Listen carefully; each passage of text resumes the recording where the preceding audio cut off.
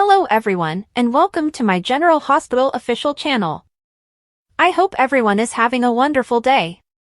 Before we begin, please hit the subscribe button and give this video a thumbs up. General Hospital spoilers: Cyrus is injected with digitalis after being shot by Josslyn.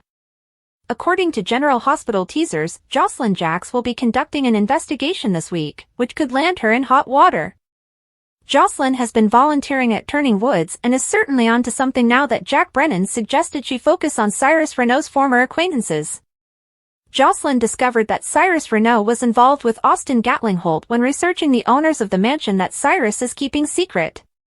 Josslyn is likely to conduct some investigation this week and visit Austin's home. Cyrus Renault discovers Josslyn Jax at Austin Gatling-Holt's former home. We know that Josslyn still has Dex Heller's gun and would most likely bring it with her for protection if she were to conduct an inquiry. Josslyn is most certainly heading down a risky path to Austin's house to do some digging, and she will be in over her head when Cyrus discovers her. Cyrus will understand that Josslyn was in his room, not Elizabeth Baldwin, as he had previously imagined, and he will be forced to take matters into his own hands. Josslyn Jax is forced to shoot Cyrus Renault. Cyrus realizes that he must kill Josslyn in order to protect his secrets and pursues her. Fearing for her life, Josslyn takes Dex's revolver from her handbag and shoots Cyrus in self-defense. Cyrus falls as Josslyn is stunned by what she has done. Police officers, including Anna Devane and Harrison Chase, as well as a medical team, arrive. The kicker is that Cyrus is still alive and should be taken to General Hospital. Cyrus Renault is in critical condition following the gunshot incident. With so many individuals at General Hospital having bad blood with Cyrus, it's understandable that they wouldn't want to operate. Finally, Dr. Terry Randolph and Dr. Lucas Jones would step forward. Cyrus would be on the verge of death, clinging to life by a thread. Cyrus Renault is injected with digitalis by an unknown intruder, leaving him comatose and effectively dead. Moments later, he experiences a setback and goes into cardiac arrest. Terry and Lucas try to revive him. The antidote will not be administered because he is unaware that he has been injected with digitalis. Will it be too late to save Cyrus? Who injected him with the digitalis syringe? The suspect list is long. Almost anyone in Port Charles had a cause to kill Cyrus, but only one person did so. Who was it? If General Hospital plays their cards well, it will be the ultimate surprise when the individual is exposed. It might be anyone. Alexis Davis is the most likely suspect, as Cyrus killed her daughter Sam McCall in the same manner. Wouldn't it be poetic justice and perfect revenge if Alexis killed Cyrus in the same way he killed her daughter? Of course, there are other Port Charles residents who would receive poetic justice in the same way for the individuals they care about who were killed by Cyrus' deceptive generosity. What do you think? What are your thoughts? Do you think Cyrus will pursue Josslyn and she will eventually shoot him? Will Cyrus be injected with digitalis at General Hospital? Who is the perpetrator, and can Cyrus survive this attempt on his life? General Hospital spoilers include Cyrus attack, bullets fired in Port Charles, and Valentine's Day fun. General Hospital previews reveal that the hit ABC soap is keeping fans on the edge of their seats this week. The February sweeps are well underway, with all eyes on Cyrus. Cyrus was quickly identified as the primary suspect in Sam's murder, and the walls are closing in on him. Lucky and Elizabeth have had their sights on Cyrus for weeks. They are not alone either. Josslyn is convinced Cyrus killed Dex, and she is not mistaken. According to the most recent GH preview, the Cyrus drama will climax this week, and not everyone will survive. Valentine's Day has arrived at General Hospital, which means it's time to celebrate at the Savoy. Several Port Charles locals have gathered to celebrate the love holiday. Curtis goes all out to give the partygoers a wonderful time, and Portia is right there to back her man. Brad and Brooklyn are also present for the festivities. It's a welcome change of pace from the turmoil on the ABC serial, but don't expect it to stay long. Cyrus puts his life and others in jeopardy. The focus of the week will be on what happens next with Cyrus, who is plotting his next attack. General Hospital spoilers show that lives are at risk, and oh, are they ever? Josslyn meets Cyrus in his hideout after receiving a tip from Brennan. Cyrus is aware that Josslyn has been looking for evidence that he killed Dex. She'll have to think on her feet to get out of this situation. A reversal of the scene has Elizabeth being shocked when she opens her door to find Cyrus on the other side of it. He was definitely the last person she expected to see. The clip fades to darkness with gunfire ringing out, indicating that someone in Port Charles may not make it this week. Will Josslyn, Elizabeth, Cyrus, or someone else get shot? That question and others will be answered in future episodes of General Hospital. Make sure to check in every day so you don't miss any of the spicy fun on the hit daytime drama. General Hospital spoilers for Tuesday, February 18th, Brennan's secret brings Carly closer. Jason's final warning. Lulu's mom fails. General Hospital spoilers for Tuesday, February 18th, state that Jack Brennan's secret will bring Carly Spencer closer, while Jason Morgan receives a final warning. Lulu Spencer will also feel like a failure as a mother, so here's what you can expect from Tuesday's episode. For starters, Harrison Chase will call out to Brooklyn Quartermain and inform her that there is room for two in the shower, but she may be too consumed by guilt to join him. Chase will, however, make a magnificent gesture that will move Brooklyn's heart and may cause her to decide to reveal the adoption of her firstborn. At the Savoy, Portia Robinson will press Curtis Ashford for a hint about something, so he may be planning a Valentine's Day surprise for himself. Trina Robinson accepted Kai Taylor's offer to join him at the nightclub. Because Kai is unaware that Trina's father owns the property, we believe that she will reveal this information on Tuesday's show. Although Lucas Jones will keep Brad Cooper company at the Savoy, Maxie Jones' matchmaker plot may pose some problems. Maxie's attempt to pair Lucas with an attractive deception model may be causing Brad to feel jealous. According to other GH teasers, Lulu will tell Dante Falconeri about her feelings of failure as a mother. Dante will not agree, so he will encourage her and imply that they are all trying their best under terrible conditions. After Brennan surprises Carly with a Valentine's Day bouquet, they'll have some intimate moments. Carly will acknowledge that she enjoys knowing something about Brennan that no one else does, so we'll see if she's referring to the Valentine Cassadine drama in Baden-Baden or a fresh admission he is about to make. In other words, one of Brennan's secrets will draw Carly in, but there is another she is unaware of. Carly is unaware that Brennan appears to be recruiting Josslyn Jax for the WSB and subjecting her to dangerous tests as a result. Thanks to Brennan's address, armed Josslyn will travel to Cyrus' lair, where she will face some danger due to a confrontation with him later this week. Brennan and Carly will soon receive reports on the impending mayhem. At the PCPD, it appears that Anna Devane would reluctantly release Jason, but she will implore him to take a chance on her before leaving. Although Anna will urge Jason to avoid Cyrus and give her the opportunity to bring him down legally, Jason may be unwilling to do so. Guy Wilson's first appearance as a temporary Lucky Spencer replacement will be on Tuesday's episode of General Hospital, so keep an eye out for him to replace Jonathan Jackson.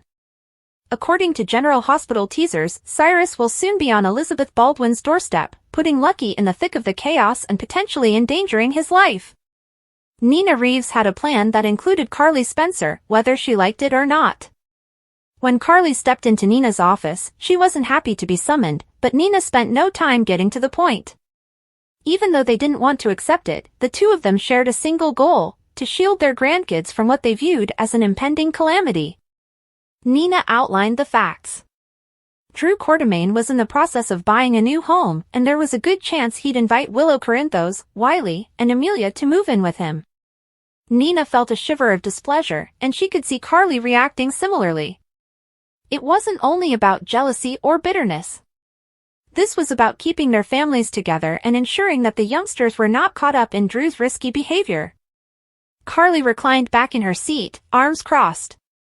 "So, what are you suggesting?" Nina smirked.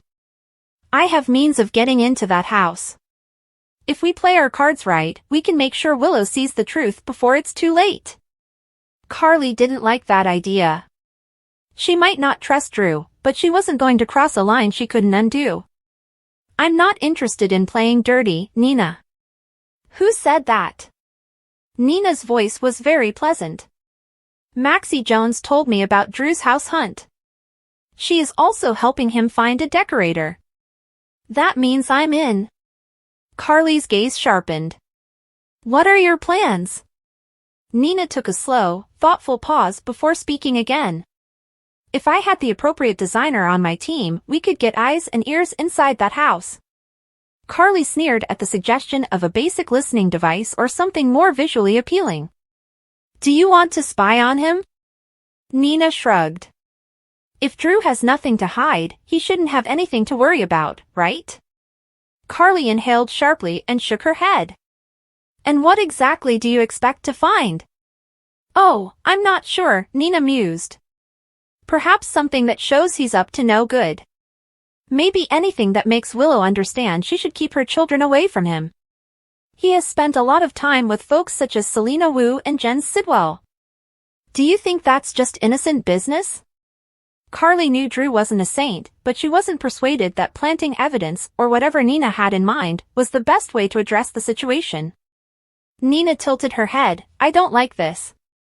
You do not have to like it, Carly. You just have to decide which is more important, ensuring Willow does not make a tragic mistake or allowing her to walk into a mess that could harm those children. Carly despised Nina's perspective. She also despised the part of her that wanted to hear more. What happens if you don't find anything? What if Drew is only trying to be a good father and nothing else? Nina twisted her lips into a knowing smile.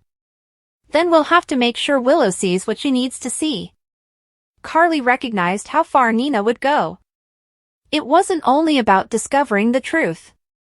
It was about fabricating a version of the facts that fit their purposes.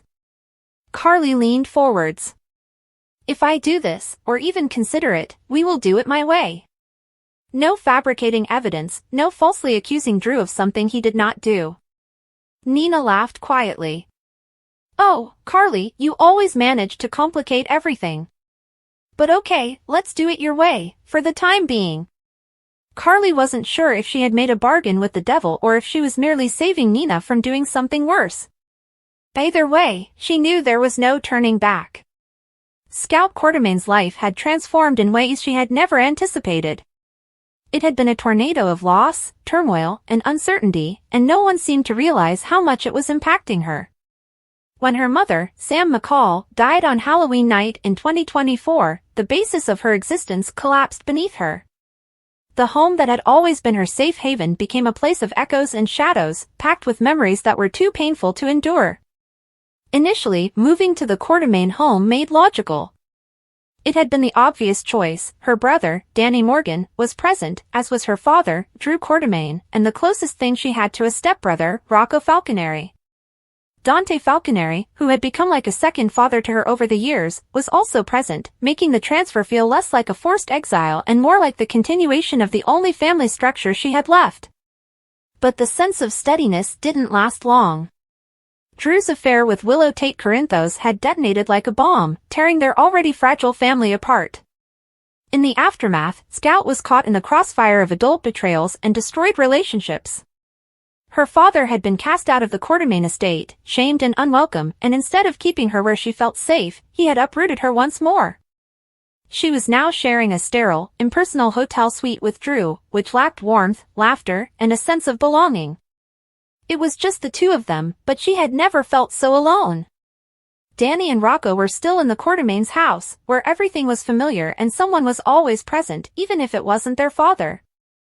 Scout, however, had no one. Drew hardly noticed. His attention had switched to his career as a legislator, which was dominated by power struggles and feuds. He spent his days and nights entangled in the continuous instability of Port Charles, obsessed with bringing down his enemies, Jason Morgan, Sonny Corinthos, and Curtis Ashford. His personal life was no less dramatic, with the repercussions of his scandalous romance with Willow. In the midst of it all, his daughter had become an afterthought. Would Scout notice if he was struggling? The loneliness weighed on her in ways she couldn't express. She missed her brothers more than anything. They had served as her moorings, connecting her to a seemingly regular life. Even when her father wasn't around, there were other people at the mansion, Brooklyn Quartermain Chase and Monica Quartermain, who made the huge estate feel like more than a residence. But, in this motel room, the silence felt oppressive. She felt invisible.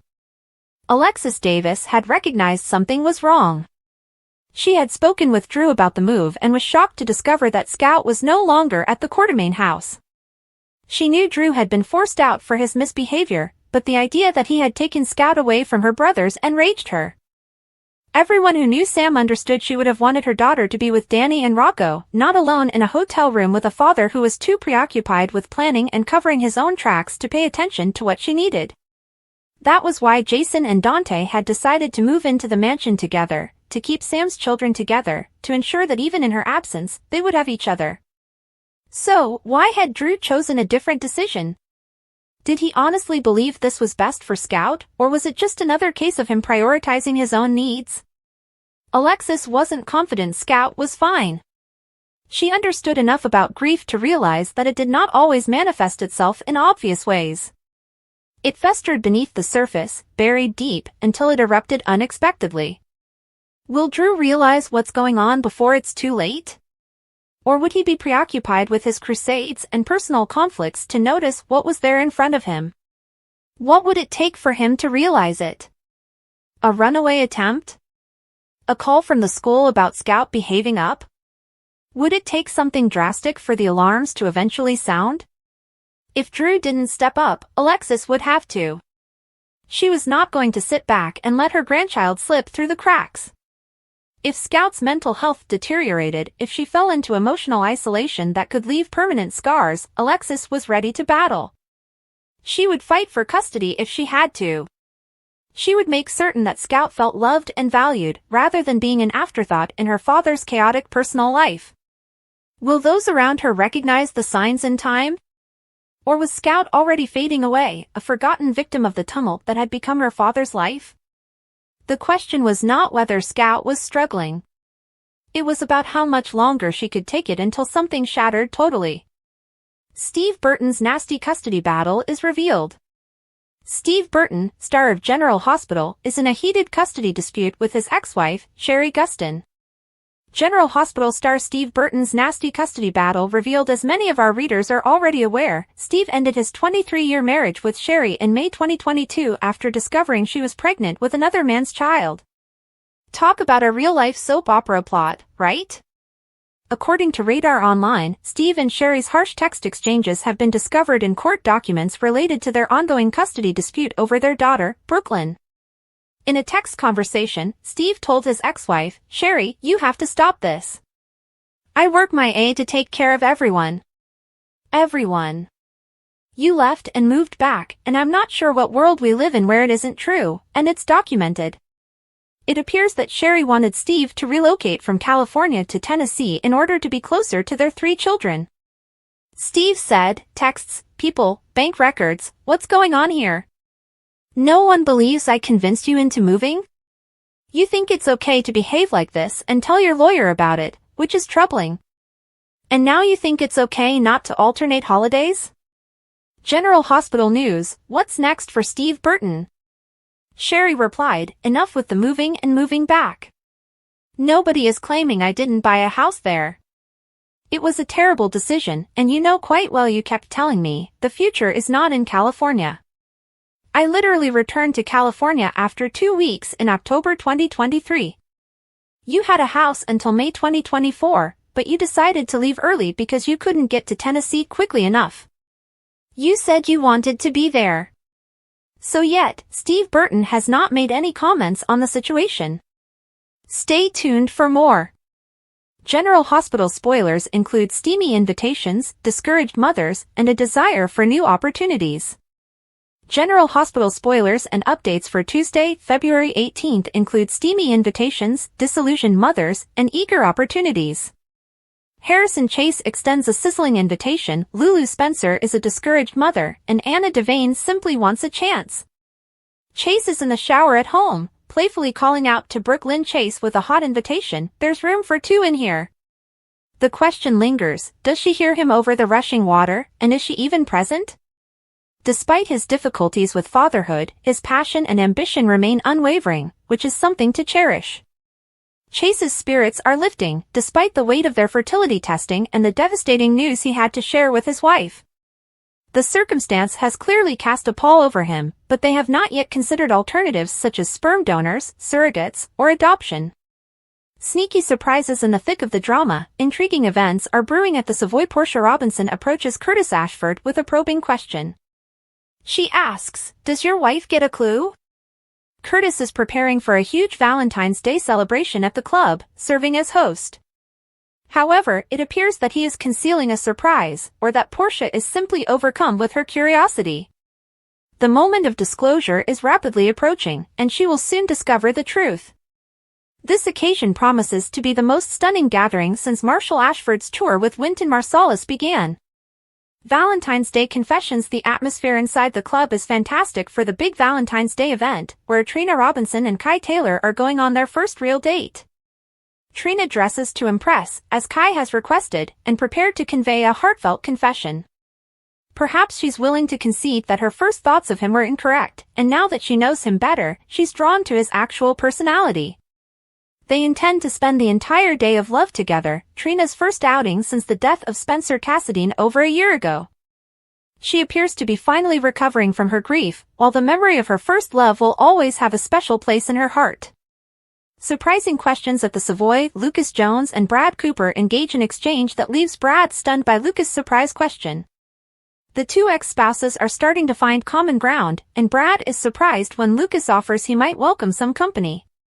How could Brad possibly turn down such an unexpected invitation on Valentine's Day, even if he knows it doesn't mean a complete reconciliation?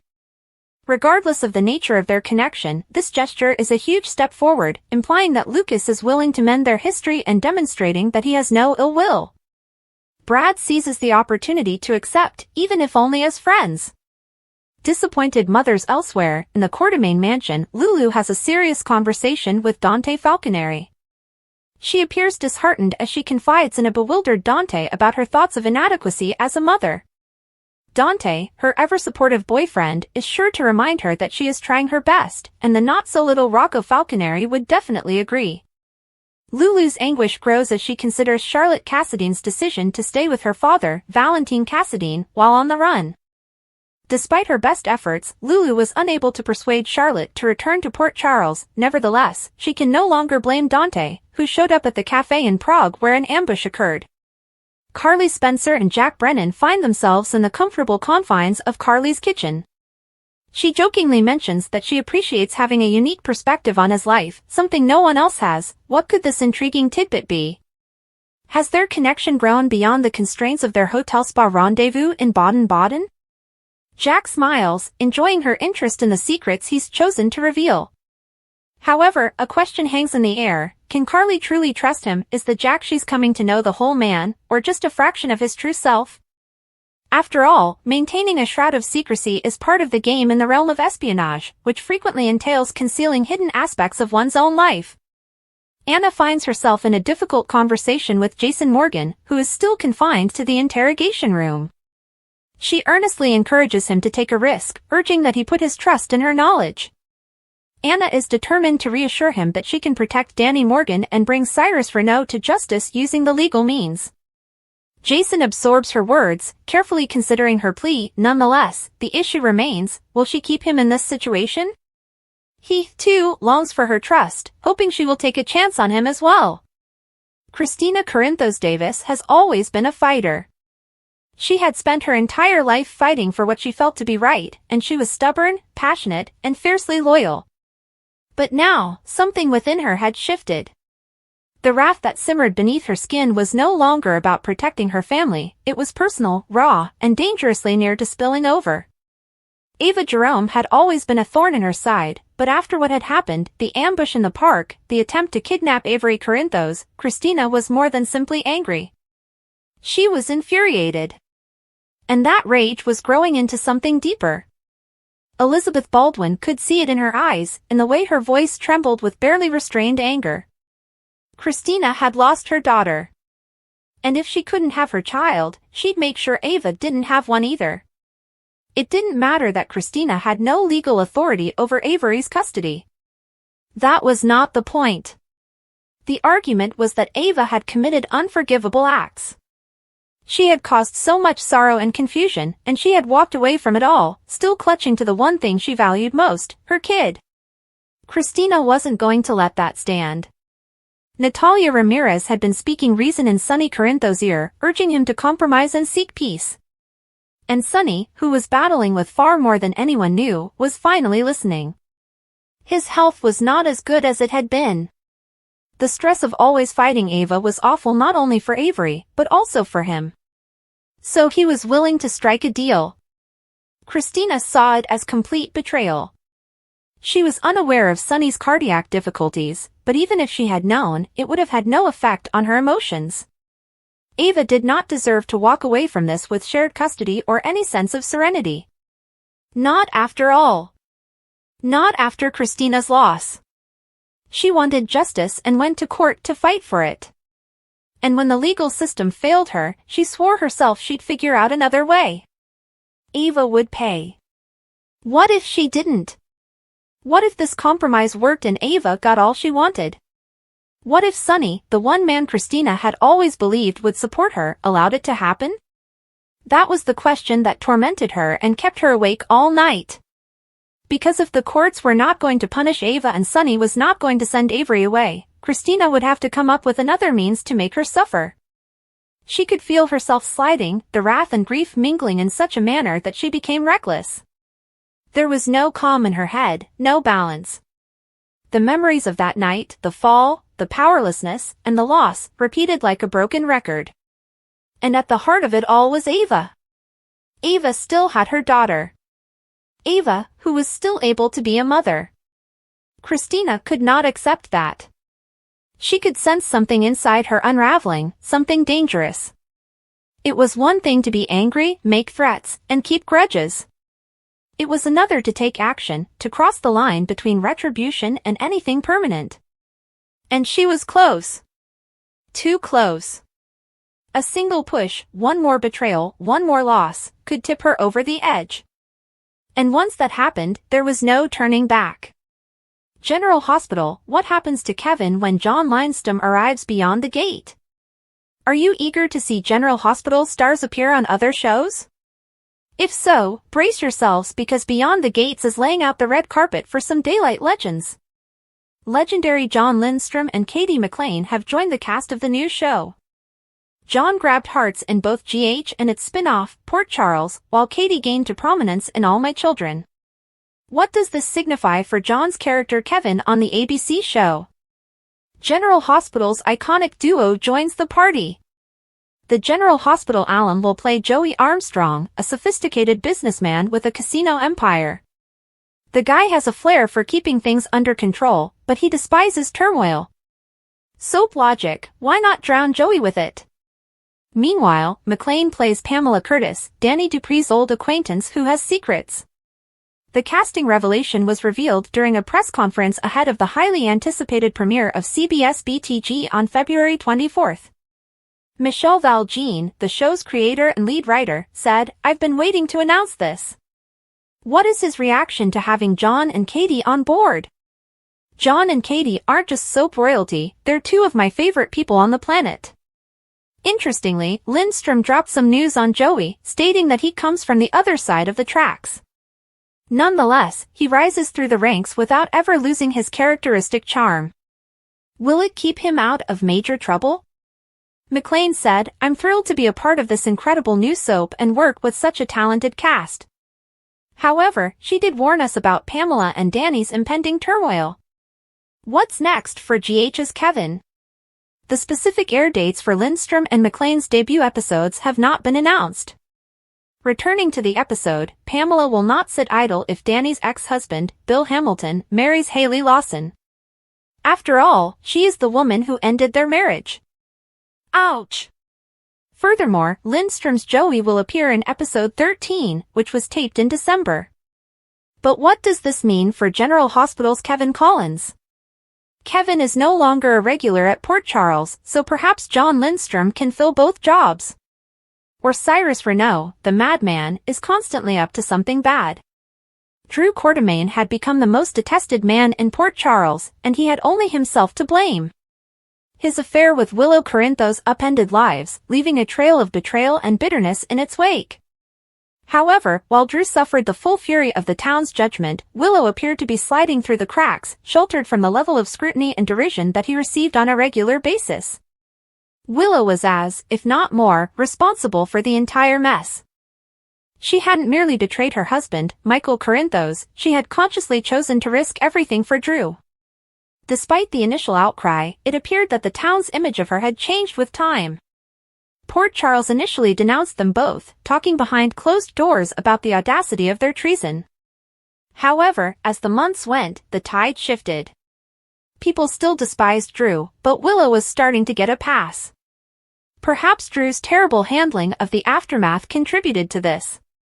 He wasn't only the man who had slept with his nephew's wife, he had been digging his own tomb with each decision he made. His arrogance, sense of entitlement, and inability to accept the full weight of his deeds had made him an easy villain. He had advised Willow to use Michael's medical proxy as leverage. He'd sneaked into the gatehouse, knowing full well that it would just exacerbate the already precarious situation. He refused to accept responsibility, portraying himself as a victim while doubling down on his conduct. Willow, on the other hand, had taken a different approach. She had played the role of the sorrowful, regretful woman, her eyes filled with remorse whenever the matter came up. However, regret was meaningless if her acts remained the same. She had chosen Drew over her husband, her family, and the individuals who had previously supported her. She had no trouble cutting Michael out of her life, and while she wasn't as outspoken as Drew, she had made her intentions obvious. However, others were willing to forgive her. Maxie Jones had reached out to her, offering an olive branch as if Willow were the victim rather than one of the criminals. Lucas Jones went out of his way to apologize for being stern with her, as if he had done something wrong by holding her accountable. And now, Nina Reeves and Carly Spencer, two women who could hardly stand each other, were about to create an odd alliance to keep Willow away from Drew. It was evident why Nina and Carly wanted her out of Drew's reach. Neither of them trusted him, and they didn't want their grandchildren to be exposed to his reckless influence. What they failed to recognize was that Willow had made her own decision, and it was never about being manipulated. She wasn't a helpless victim trapped in Drew's circle, she was a willing participant. However, Nina was anxious to believe differently. In her view, Drew's web had caught her daughter, rendering her unable to escape without assistance. It was simpler to believe that than to acknowledge the truth. Willow had stepped into this freely, eyes wide open. It takes two persons to have an affair. Two people will betray Michael. Two people can undermine what was once a solid foundation. Nonetheless, Drew took the brunt of the town's hostility, while Willow was surrounded by sympathy. Will she walk away unharmed from this controversy, leaving Drew to bear the brunt of the criticism? Or would others begin to see through the facade she had created around herself? Only time would tell if this pairing would last, or if Port Charles would ever hold both of them equally responsible. Thanks for watching. If you like this video, so please don't forget to subscribe my channel and don't miss any update.